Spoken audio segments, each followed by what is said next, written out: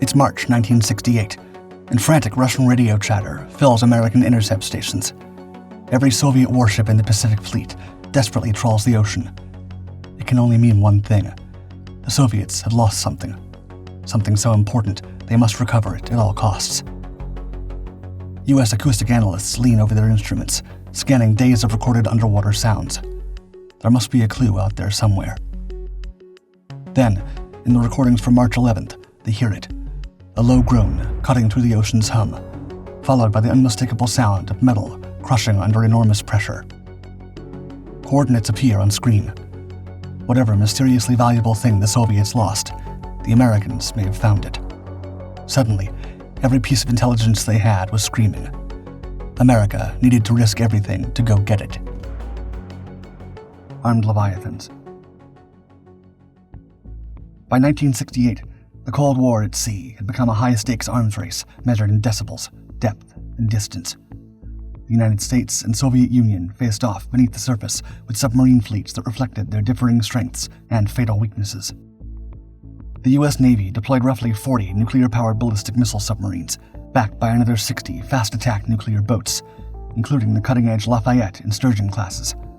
American designs prioritized stealth above all, ultra-quiet propulsion, rubber-coated hulls, and advanced sound isolation systems that made them nearly undetectable phantoms. These boats could stay submerged for months, powered by reliable reactors and guided by inertial navigation systems and top-tier sonar arrays that could hear a pin drop across an ocean basin. The Soviets, meanwhile, fielded a much larger submarine force, over 300 boats on paper, but most were older diesel-electric models, mechanical dinosaurs in an atomic age. Only a fraction carried nuclear power, and fewer still possessed ballistic missiles. The original pre-1967 Hotel and Golf-class submarines were thunderously noisy, their designs based partly on old German World War II U-boats. They needed to surface to fire their weapons, or creep dangerously close to American shores with their short-range missiles. Their sonar was primitive, their onboard systems prone to failure at the worst possible moments. To compensate for technical gaps, the Soviets deployed in sheer volume. Their submarines blanketed the seas in loose patrol formations, hoping numbers would overcome invisibility. But they were easier to track than surface ships in a fog. The U.S. Navy's Underwater Listening Network, SOSUS, could detect Soviet boats the moment they passed through key choke points. American fast attack submarines would then quietly shadow them for days without being noticed. The balance at sea in 1968 was tense but tilted. One side hunted in silence. The other hoped desperately not to be found. Hull 722. K-129 slipped her moorings at Rybachi Naval Base on February 24, 1968, diesel engines thudding against the frozen air of Kamchatka. Located across Avacha Bay from Petropavlovsk-Kamchatsky, Rybachi serves as the primary submarine base for the Soviet Pacific Fleet, a fortress hidden behind rugged terrain and guarded by heavy security. The submarine was laid down in March 1958 at the remote shipyards of Komsomolsk-on-Amur, part of the Soviet push to extend nuclear deterrence deep into the Pacific. Though diesel-electric and increasingly outclassed by nuclear-powered subs, she wasn't obsolete. In 1967, after a major overhaul under Project 629A, she returned as a modernized Gulf II-class boat. The upgrade overhauled aging systems and reconfigured her missile compartment to carry the R-21, the first Soviet SLBM that could be cold-launched from beneath the surface using compressed gas. With a 1,300-kilometer range and a single nuclear warhead, the missile cut down launch vulnerability and increased survivability. Her tall sail also concealed tubes that could fire from 40 meters deep, giving her the ability to strike the U.S. West Coast from patrol zones far out in the Pacific. Yet she still lagged behind America's Polaris, solid-fueled, longer-ranged, and deployed from nuclear-powered boats. But K-129 was no longer a relic. She was a silent, persistent threat prowling beneath the waves. Reassigned to the Pacific Fleet's elite 15th Submarine Squadron, K-129 remained a key element in Moscow's second strike strategy, a Cold War doctrine ensuring that even after a surprise nuclear attack, the Soviet Union could still retaliate with devastating force from hidden missile submarines. After 2 successful long-range patrols in 1967, K-129 left Rybachi before dawn, carrying hull number 722. This was her third ballistic missile mission, ordered to return by May 5th. She dove for a deep water systems check, surfaced to radio that all was normal, and then vanished. Her next mandatory transmission was scheduled as she crossed the 180th meridian, a routine position report required on every patrol. A frequency crackled. Nothing came. Soviet monitors waited. They rechecked the equipment. Still nothing. A second signal was expected days later as she neared her patrol zone. Again, nothing. No code burst, no static. By mid-March, quiet concern gave way to full-blown alarm. Orders to break radio silence went out across the Pacific. No reply. By the third week, K-129 was officially missing, and the largest Soviet naval search operation since the Second World War surged into the North Pacific. The Americans were listening. U.S. intelligence quickly concluded that the surge in frantic Soviet naval activity pointed to the loss of a submarine. On March 8, 1968, American SOSUS stations in the North Pacific were ordered to scour acoustic records for any sign of an underwater catastrophe. SOSUS, the sound surveillance system, was a Cold War edge the Soviets couldn't match. It used undersea hydrophones strung across the ocean floor at strategic choke points to passively detect low-frequency sounds. Submarine propellers, engines, even the distinct acoustic signature of a specific class could be picked up from hundreds of miles away. Sound waves bent and traveled through a natural ocean layer called the SOFAR channel, letting the U.S. effectively eavesdrop across entire ocean basins. Naval analysts monitored the data in real time at shore facilities, converting acoustic traces into bearing lines and submarine fingerprints. The Soviet Navy's reliance on active sonar meant shorter range, poorer coverage, and the risk of giving away their own position. Their passive listening gear lagged in sensitivity and resolution, and they lacked the global ocean floor infrastructure the U.S. had spent a decade building. When a sudden, unnatural acoustic spike appeared in SOSUS records, a long, low groan, followed by the unmistakable crush of metal, it stood out immediately. It wasn't a weapon test or geological tremor. It was the sound of a submarine's pressure hull collapsing under 3 miles of Pacific water. The lead acoustic analyst for the Office of Naval Intelligence reported that PAC-SOSUS had captured this major acoustic event on March 11th, recorded at mere seconds to midnight. The Navy's undersea listening network, backed by Air Force acoustic data, and the SOSUS node at Adak, Alaska, triangulated the event to within 5 nautical miles in a remote stretch of the Pacific. Estimated depth, over 16,000 feet, nearly 3 times the depth of the Grand Canyon. The Soviets, lacking an equivalent detection system, never found the wreck. Eventually, their search ended in frustration. K-129 was presumed lost with all 98 crew, but the Americans knew exactly where she lay. Theories in the abyss. The loss of K-129 became wrapped in mystery and speculation. The official Soviet account attributed the disaster to a routine snorkel operation gone wrong, possibly a depth control error compounded by mechanical failure or crew inexperience.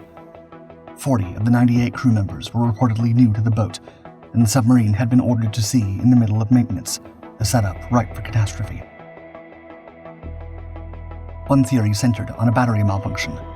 While charging, the lead-acid batteries could have released hydrogen gas, which might have ignited if not properly vented. The scenario had precedent.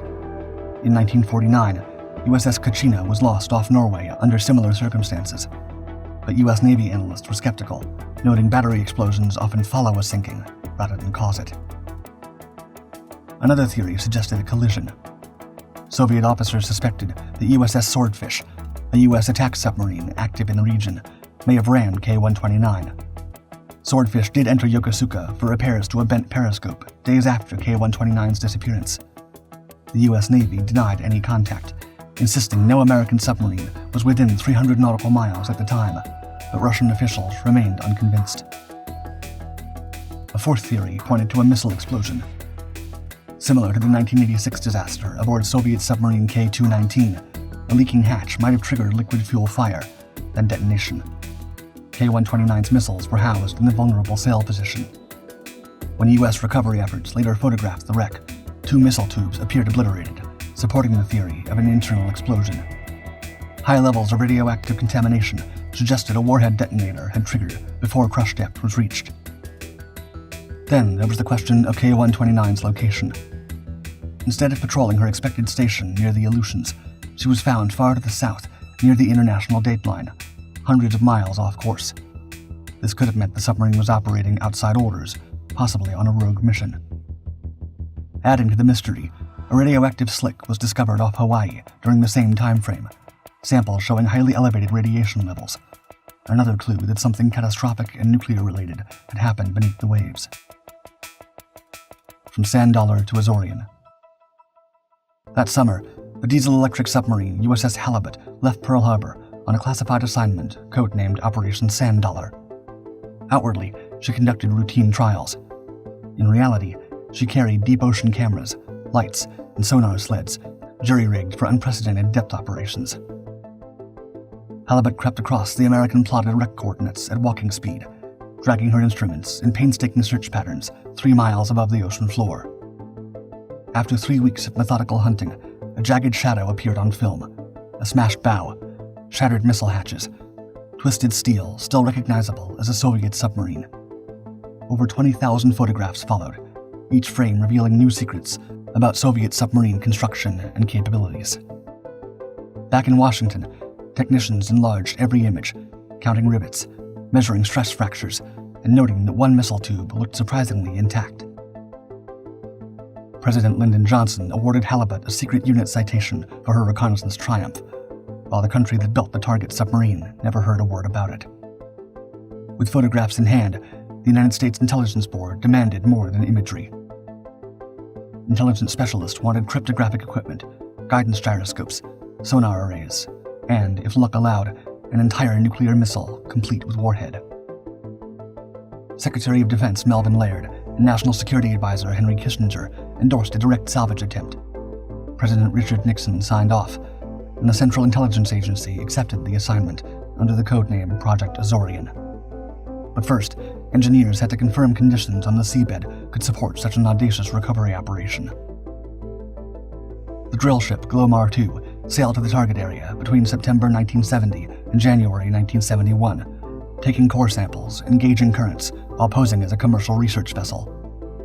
6 months later, the survey ship Seascope swept sonar patterns to within 45 nautical miles of the wreck, again without attracting Soviet challenge. Both missions reported that a heavy-duty recovery could succeed if the work remained completely hidden from enemy surveillance. Next came designing the tool for the job. Global Marine Development, chosen for their pioneering work in deepwater drilling, faced their wildest challenge yet: build a civilian ship capable of lifting a Soviet submarine from 3 miles down without anyone noticing. Project documents named it the Hughes Glomar Explorer. On paper, it was a private venture by eccentric billionaire Howard Hughes to mine valuable manganese nodules from the deep ocean. In reality, it was pure CIA theater. Hughes, already a trusted name in defense circles through his aerospace and electronics companies, agreed to lend his identity and corporate front to the effort, giving the cover story instant credibility. The Claw.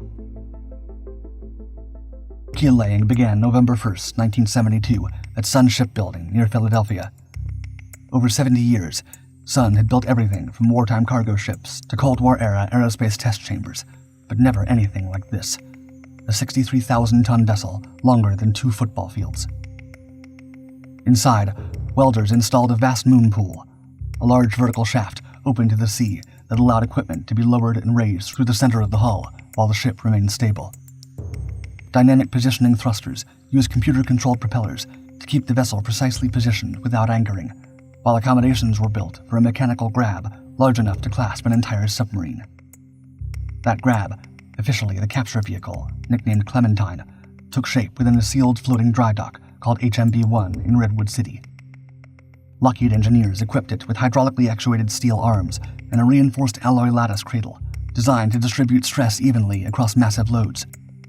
The system included shock absorbers, synchronized winches, and precision guidance mechanisms to stabilize and secure a submerged target even in rough sea conditions, all engineered to lift hundreds of tons from 16,000 feet below the surface. In spring 1974, under a veil of urgency and secrecy, HMB-1 submerged off the coast of Catalina Island for a covert rendezvous with the Hughes Glomar Explorer. The timing had to be perfect. This was a secret transfer in busy California waters where any delay risked exposure. HMB-1's massive clamshell roof slid open like a camera shutter. Simultaneously, the Glomar Explorer's moon pool opened to the sea, with dynamic positioning thrusters keeping the 63,000-ton vessel motionless to within feet. The two floating structures locked in tight formation. Slowly, the steel capture vehicle rose from HMB-1 on hydraulic lifts and was winched up into the moon pool, electrical and hydraulic connections made under pressure with minimal margin for error. Once the transfer was complete, HMB-1 sealed itself and quietly slipped away to Redwood City without attracting attention.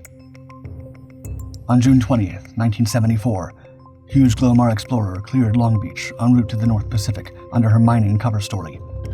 She posted no special signals on arrival 2 weeks later, merely halted above the suspected wreck zone on July 4th, American Independence Day, and engaged her thrusters to hold station. The ascent. The crew began lowering 60-foot steel pipe segments through the moon pool, screwing one to the next, building a 3-mile-long vertical string toward the abyss. Each addition dropped Clementine deeper toward the sea floor.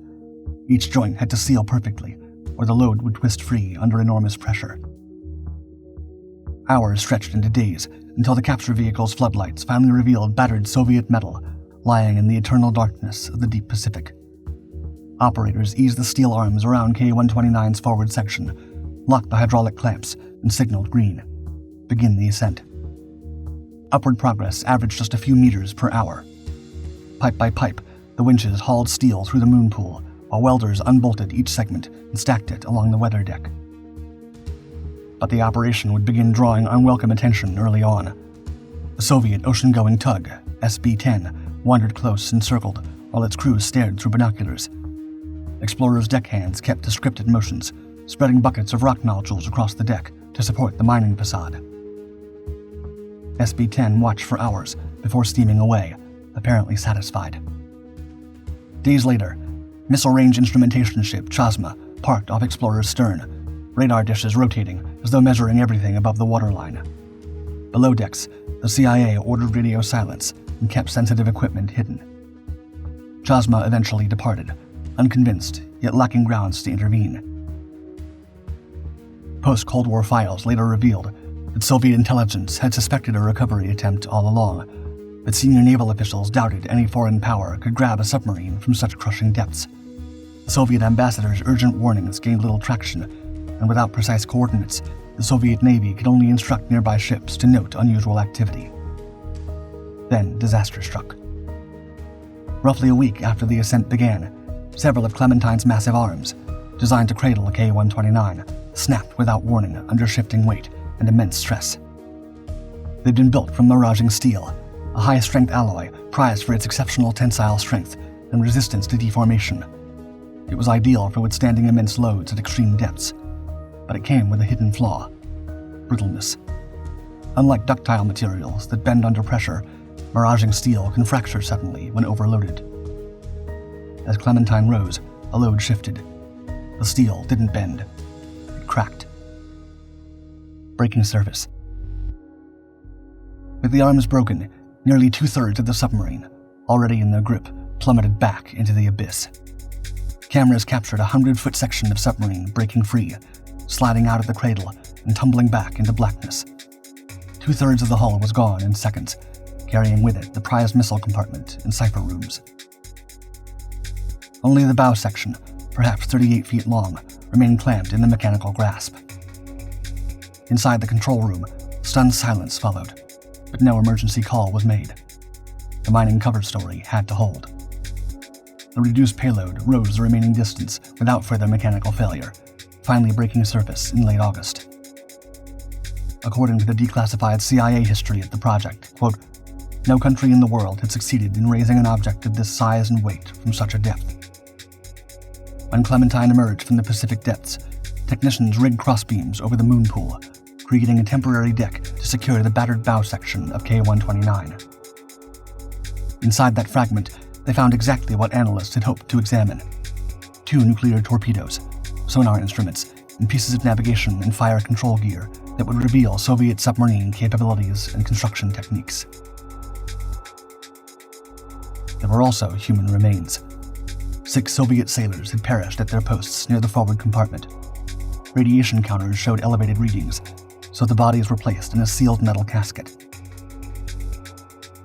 The American crew assembled on deck, saluted, and committed the container to the Pacific with full military honors, a ceremony recorded by the CIA's film unit and later released to Russian officials as a gesture of respect between adversaries.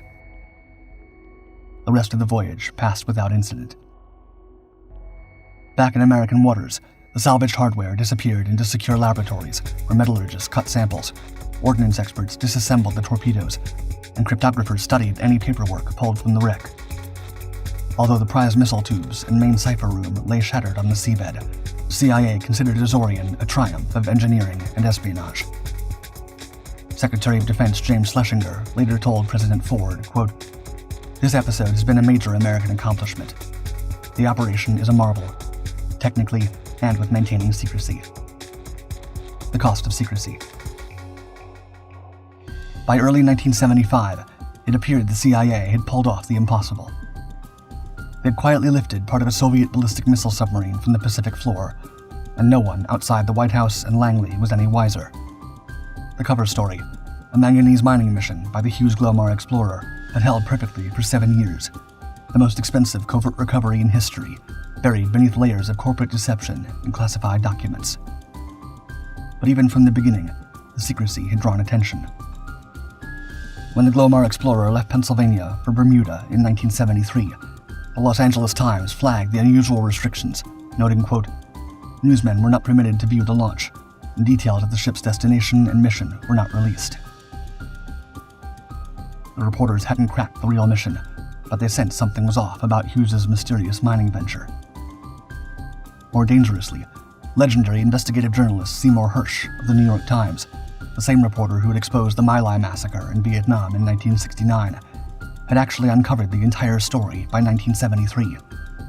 But CIA Director William Colby personally convinced him to sit on the explosive revelation, appealing to national security concerns. For over 2 years, one of America's most aggressive investigative reporters kept the century's greatest intelligence coup secret. Then came the break that shattered everything.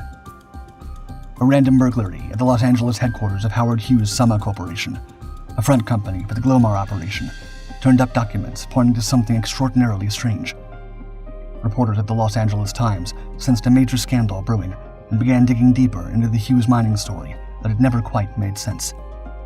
The dam finally burst in March 1975. Time magazine credited Jack Anderson as breaking the story in a radio broadcast that sent shockwaves through Washington. Rejecting Colby's desperate plea to suppress the revelation, Anderson explained his decision, quote, "Navy experts have told us that the sunken sub contains no real secrets, and that the project, therefore, is a waste of the taxpayers' money." Within hours, the story exploded across national television and front pages nationwide. Word leaked of a secret CIA operation tied to the enigmatic Hughes vessel, an effort so costly it stunned even seasoned insiders. Reports pegged the price at $800 million, over $5 billion today, for a mission whose purpose and payoff the intelligence community refused to confirm. The political fallout was immediate, and the damage to secrecy was permanent. President Ford was reportedly disturbed by the exposure, and the geopolitical consequences were swift.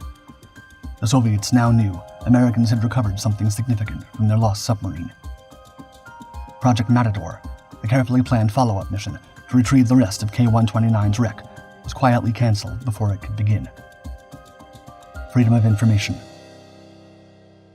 Facing a barrage of Freedom of Information Act requests and mounting diplomatic pressure from Moscow, the CIA found itself trapped between full admission and outright denial. Neither option seemed viable, until they invented a new tactic that would become legendary in intelligence circles. The Glomar response was born, quote, "We can neither confirm nor deny." This phrase became the agency's standard reply to every uncomfortable truth they preferred to keep buried, and it held up in federal courts for decades, spawning countless imitators across the government. But the immediate fallout was severe. Historian M. Todd Bennett writes that the incident, quote, intensified otherwise routine intelligence wars, tit-for-tat actions taken by the Soviet and American intelligence services. CIA Director William Colby would also later dissent from celebrating the mission's boldness, saying, quote, "I think that we should not put the Soviet Union under such pressure to respond." Inside the intelligence world, retaliation was swift. The Soviets ramped up surveillance operations and dramatically increased microwave radiation directed at the U.S. Embassy in Moscow, turning diplomatic facilities into testing grounds for electronic warfare. Yet even as the official story emerged, skeptics wondered if they were witnessing yet another layer of deception. Time magazine and federal court filings hinted at deeper mysteries. Project Azorian's true objective might have had nothing to do with K-129 at all, but rather cable tapping operations, deep-sea surveillance installations, or other classified activities that remain secret to this day. Historian Vince Houghton encourages such skepticism about the mission's apparent partial failure, explaining, quote, "The conventional wisdom has become that this was a failed mission. The CIA has allowed their belief to be what everyone understands. But why would they not? I always say we have no idea what they got." Houghton captures the mission's enduring fascination perfectly. Quote, "I can't imagine there's another country in the world that would have thought, we found a Soviet submarine under more than 3 miles of water. Let's go steal it. It's so bold, so ambitious, and it almost was guaranteed to fail." Yet somehow, against all odds and engineering logic, it didn't entirely fail. Exactly how much of the submarine was recovered, and what remains entombed on the seafloor, may never be known. The Pacific still holds its secrets.